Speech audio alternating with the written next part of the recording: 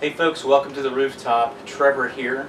Today I'm going to be brewing a Belgian Dubbel, and it's late September here, and I want to actually have this beer ready for late fall and early winter. And I want to make sure there's enough of it for that time of year, so I'm going to actually brew a double batch of this. So I'm calling it the Double Dubbel. Now in order to do that, I'm going to need to use my my larger 15-gallon kettle for this, so I've switched my 10-gallon out for the 15-gallon. Also, I'm not going to be using my cooler mash tun this time because if I were to use that, I don't have the capacity, so I would have to do a batch sparge. So what I've actually done is I've added a rack up here, and I'm going to do a more traditional brew in a bag with this 10-gallon batch, and basically use this to pull the grain out and then let that drip back down into, or strain back down into the boil kettle. So that's the plan. Looking forward to showing you guys the process. Alright, so just did the water additions, pretty simple. I did a gram of calcium chloride and I did 3.2 milliliters of lactic acid, so not a lot of water additions there. I also just ran across an interesting issue. My grain bag, or sorry, my brewing bag, my mesh bag, is actually too small to fit into the kettle, so I'm going to use this bucket to fill the grain and then just like a big tea bag drop it into the kettle. So that's what I'm going to do here in just a second, but before that I wanted to go over the actual grain bill for this. When I was putting this recipe together, I did quite a bit of research on different Dubbel recipes, and one of the things that I found pretty consistent is a lot of folks are doing aromatic, special B, and Munich in there. I found one that had black patent in it, so I decided to use a little bit of chocolate malt instead of the black patent. And I'm also doing some red wheat. So this is the actual grain bill. So I'm doing 18.8 pounds of Pilsner. I'm doing 1.4 ounces, 1 pound 4 ounces of red wheat. I'm doing 12.8 ounces of the aromatic. I'm doing 1 pound of the special B. I'm doing 12 ounces of the Munich, and then a really small 1.3 ounces of the chocolate malt. Alright, so a couple of issues that I ran into that I'll share with you. One thing, I first overshot my temperature, which I'm aiming for 148. I want a really low mash pH, very high fermentable wort here, and so I initially overshot it, had to lower it back down, and then lost more temp than I thought, so I'm now having to raise it back up. But one of the things that happened was when I tried to lower this in to the mash tun, there was too much water volume for the grain, so I actually had to let some water out into this bucket here, and then after stirring, added back in some of the water.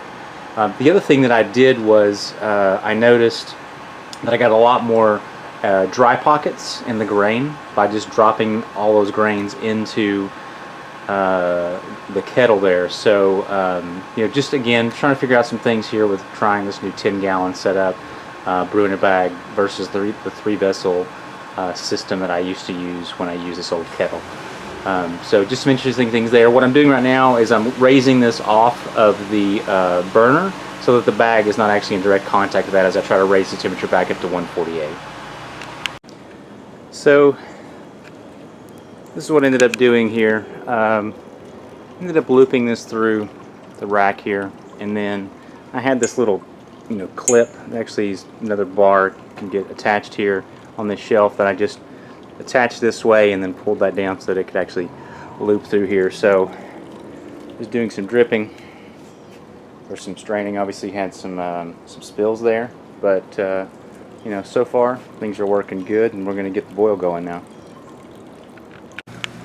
Something else that I just noticed is that we are low on our water volume here. We have about 10.5 gallons, it looks like, and I was actually hoping to have about 13.5. Obviously, thinking about that, that's probably not going to fit in there, so we're going to have to do some topping up of the water. But from a gravity standpoint, I'm not too concerned because we are going to be adding some dark candy sugar, and also it's really common to add simple sugar like table sugar, that kind of thing, to give some more fermentables to a Belgian beer. So that's the plan.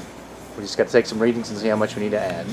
All right, so I went ahead and added some additional, filtered some more water and put into the kettle there to bring us up to about 12.5 gallons. I think we're probably going to have about 1.5 gallons of boil off, and so I think that's probably going to be fine. I'm doing this fermentation in kegs, so I really can only put about 9 gallons, maybe 10, a little below 10, in the keg. So probably going to end up with about 8 gallons when it's all said and done, when we get rid of the trub at the end. But I did a refractometer reading before I diluted the water, and it was about 1.053. So obviously pretty high, considering that our target original gravity is 1060 or 1061.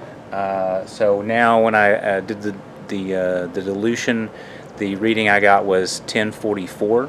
So I think once we boil everything down and then add the dark candy sugar, we may actually not even need to do any table sugar. So we'll see. All right, our boil additions. We're going to do, at 60 minutes, 2 ounces of German Hallertau. At 30 minutes, we're going to do 1 ounce of German Hallertau. At 15 minutes, we're going to do 2 teaspoons of our Yeast Nutrient, a teaspoon of Irish moss, and then finally a pound of D90 Belgian dark syrup. We just hit our boil, so we're going to add our 2 ounces of Hallertau.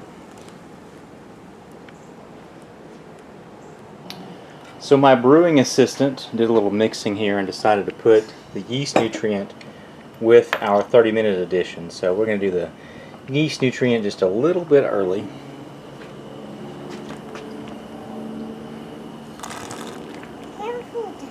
There we go.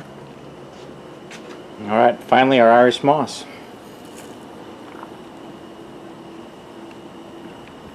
So I've cooled the beer and I've moved them into these kegs. I'm going to be fermenting in the kegs. And I got those down to about 90 degrees. I'm going to let these sit, bring them down to 80, 75, something like that before I pitch the yeast. One of the things that I did is I missed my target gravity, so these ended up around 1050. I wanted them to be just over 1060, 1061, something like that. So I added 2 cups of sugar to each one of these to boost that gravity. And then the last thing is I'm going to do 2 different yeasts in each one of these kegs. So in this keg, I'm going to be doing the Y yeast 3522, and then in this keg, I'm going to be doing the Imperial Monastic yeast. So looking forward to seeing what differences, if any, I can tell from the 2 different batches. So we'll see what happens.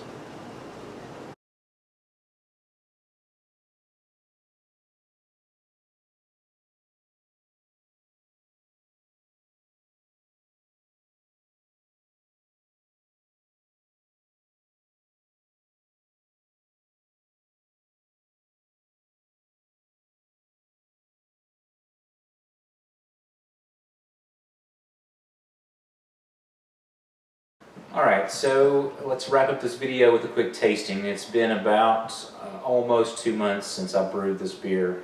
Let them sit in the fermenter, the kegs that I was using for fermentation, for about a month. And then once fermentation was complete, I had a hydrometer in there, the tilt hydrometer I was using to help me know when the beers were finished. I then sanitized a couple kegs, made up some sugar solution for priming sugar. Put about 4 ounces essentially of sugar in each one of the new kegs, purged those with CO2, pressure transferred these beers into those, and then I let them sit up here on the 3rd floor at room temperature for about 2 weeks. It gets anywhere from 70 to 80 degrees up here, so probably perfect for conditioning a beer. At 2 weeks, carbonation really wasn't where I would like it to be for a Belgian beer. So I let these sit for another week and then tried them again, tasted them again, basically using a picnic tap on each of the kegs, and the carbonation was much closer to what I wanted it to be, almost ideal for Belgian beer.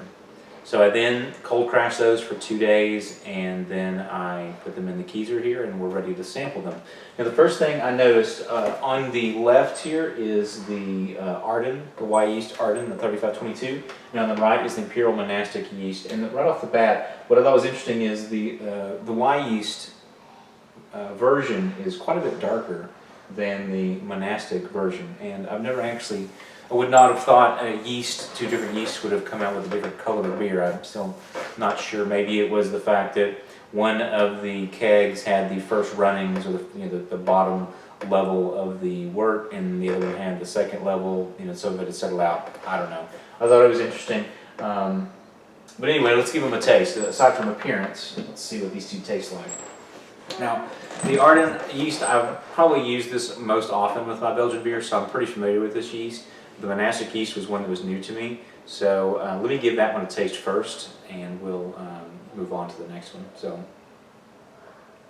So on the nose, I smell some, the first thing I smell is kind of a phenolic smell. It's a little alcohol-y smell, but behind that, I'm also getting some dark fruit, maybe like a raisin date kind of thing.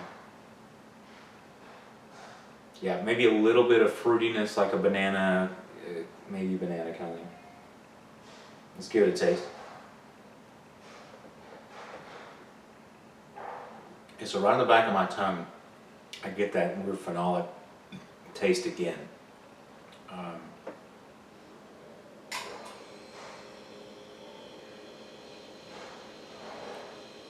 I still get some of the dark fruit and some of the banana, and maybe a little clovey kind of spice thing. Not a bad beer. I think, probably this is going to be a great beer in like 2 months after it kind of settles out. It tastes a little bit out of balance right now, but I don't know that that's the yeast's fault. I think that it just needs some age. So I think this is ultimately going to be a good beer, but I think I'm going to let this one sit around for a little while. I've also read that this monastic yeast can be kind of a phenolic yeast, so I'm not necessarily surprised. But maybe that's informing why I'm tasting that too, so I don't know. Could be bias. Not a bad beer overall. Alright, so the Ardens. I'm getting none of that phenolic smell from this yeast. I'm not getting as much dark fruit here. I'm getting a lot more fruit. It's not quite banana. It's hard to. It's just somewhere between like banana and dark fruit. I don't know. There's not as much going on in the nose as this one as there was in the monastic.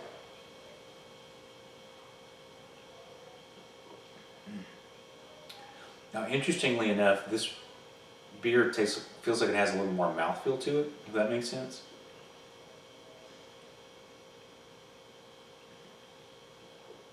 And taste-wise, it's really balanced. It's not super bitter, which you'd expect from a Belgian. You wouldn't expect a Belgian beer to be very bitter. It's got a nice low banana-y thing going on, and then I'm getting some raisin from it as well.